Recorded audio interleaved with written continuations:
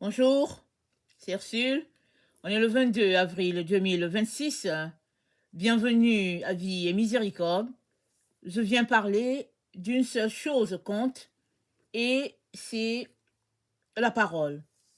Le Seigneur m'a donné ce message ce matin. Amen, au petit matin. Je ne sais plus autour de quelle heure, mais c'était le message de ce matin. Alors j'ai préféré apporter celui-là de l'après-midi.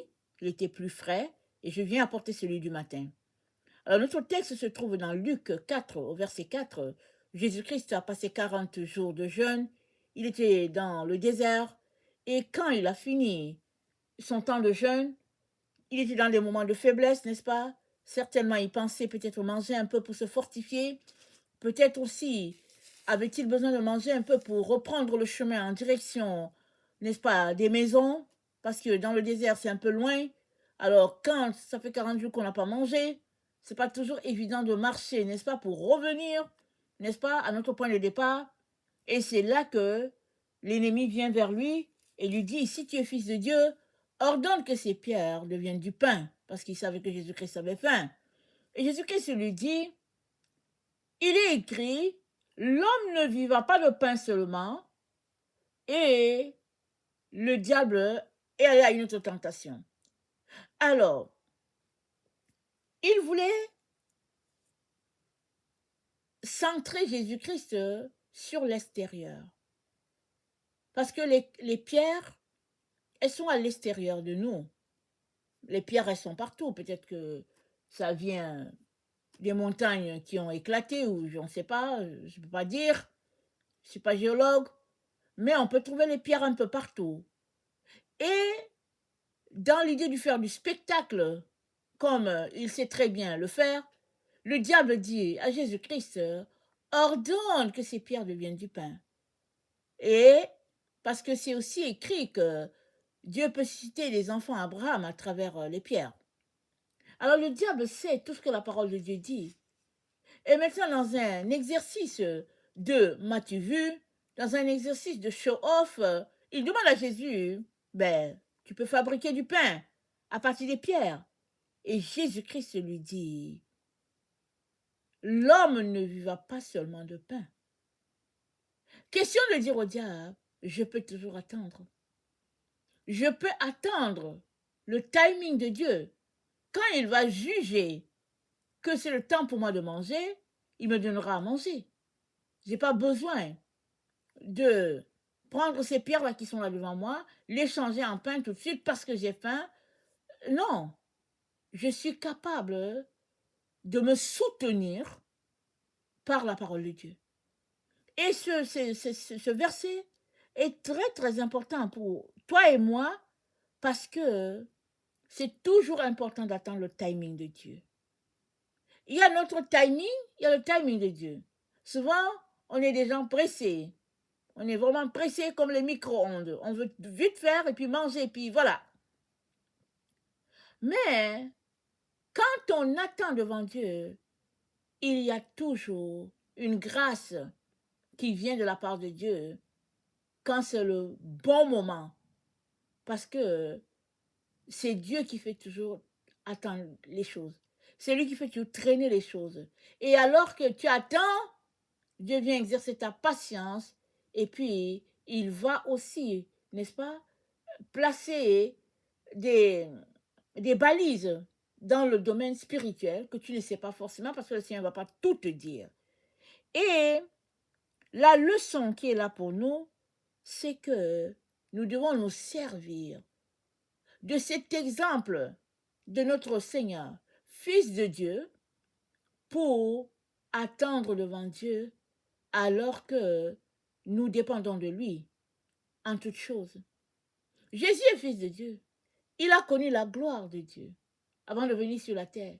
Il sait de quoi le ciel est fait. Il connaît tout ce qu'il y a sur le ciel, qui n'y a pas sur la terre. Mais il s'est comporté comme un simple homme. Et il a montré aux humains comment marcher. Parce que toutes ces choses-là, n'est-ce pas, qui sont sur la terre, ça passera.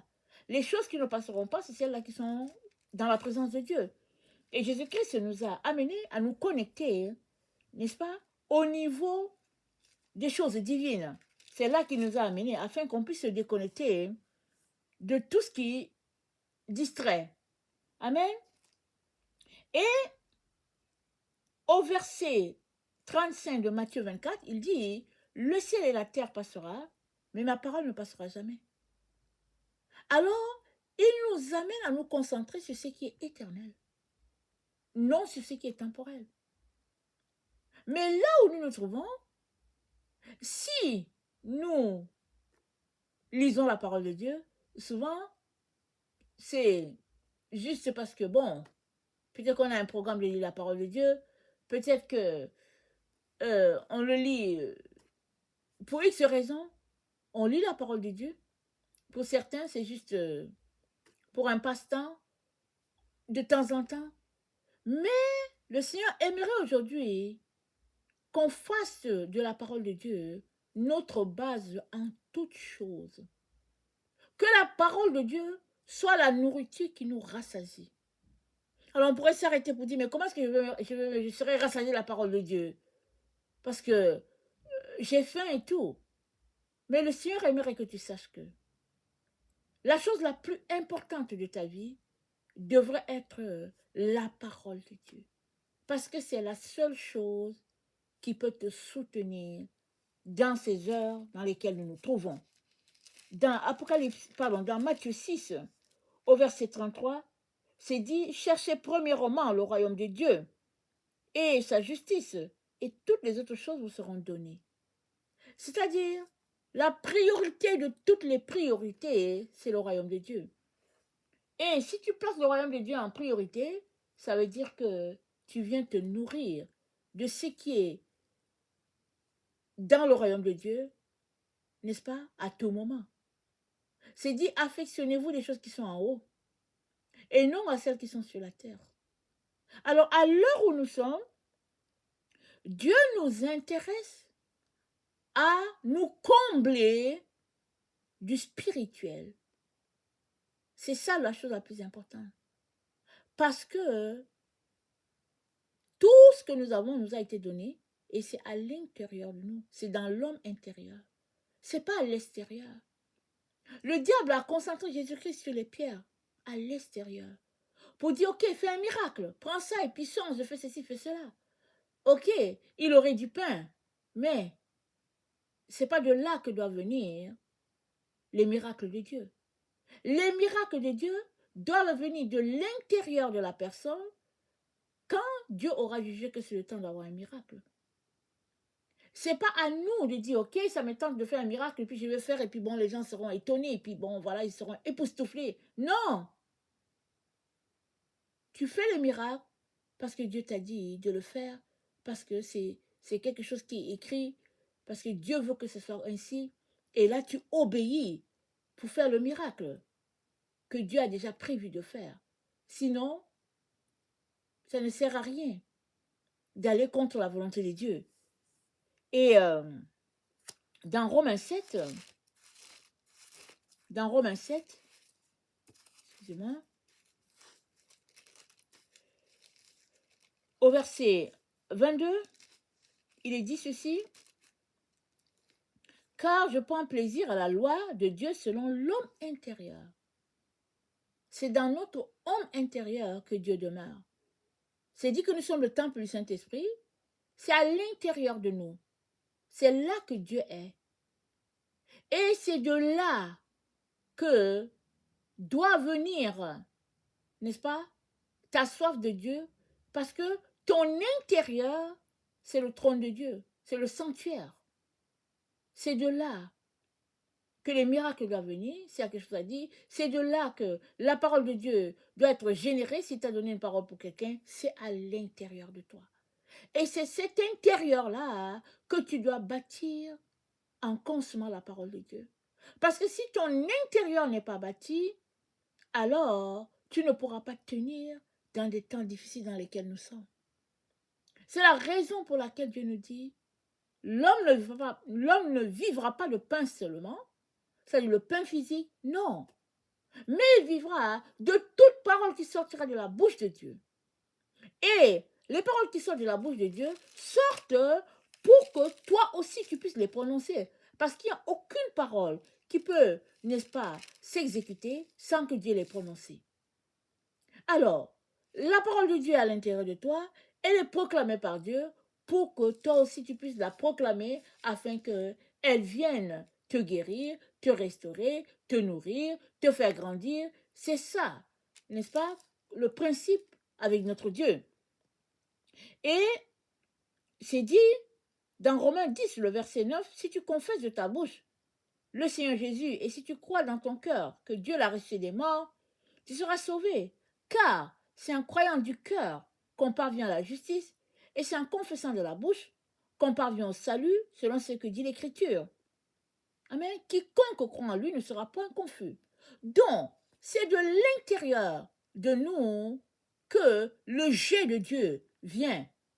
Et ce jet, on l'aura si on se nourrit de sa parole. Mais si on ne donne rien à notre intérieur comme nourriture, quand viendra le moment, n'est-ce pas, de donner une parole de Dieu, il n'y aura rien à l'intérieur à donner. On sera vide. Et quand Dieu nous parle, on ne va pas entendre parce qu'à l'intérieur, on n'a pas bâti notre base de données. Il n'y a rien à l'intérieur. Tout est vide. Et voilà, nous voilà pris, affaiblis. Le Seigneur vient donc nous encourager à nous concentrer sur l'essentiel. Et l'essentiel, c'est pas courir après les choses. L'essentiel, c'est se nourrir, se rassasier de Dieu, de telle sorte que il est notre tout, notre rocher, notre confort, notre soutien. Et dans les temps de trouble, il est celui sur qui on peut s'appuyer tranquillement, si bien qu'on n'est pas ébranlé, parce qu'on sait qu'il est la source, n'est-ce pas, qui nous désaltère à tout point de vue. Et puis, dans le psaume 45, voilà ce qui est dit.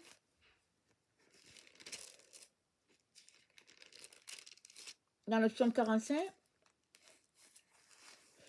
pardon, le psaume 46, c'est dit au verset 2, Dieu est notre refuge et un appui, un secours qui ne manque jamais dans la détresse.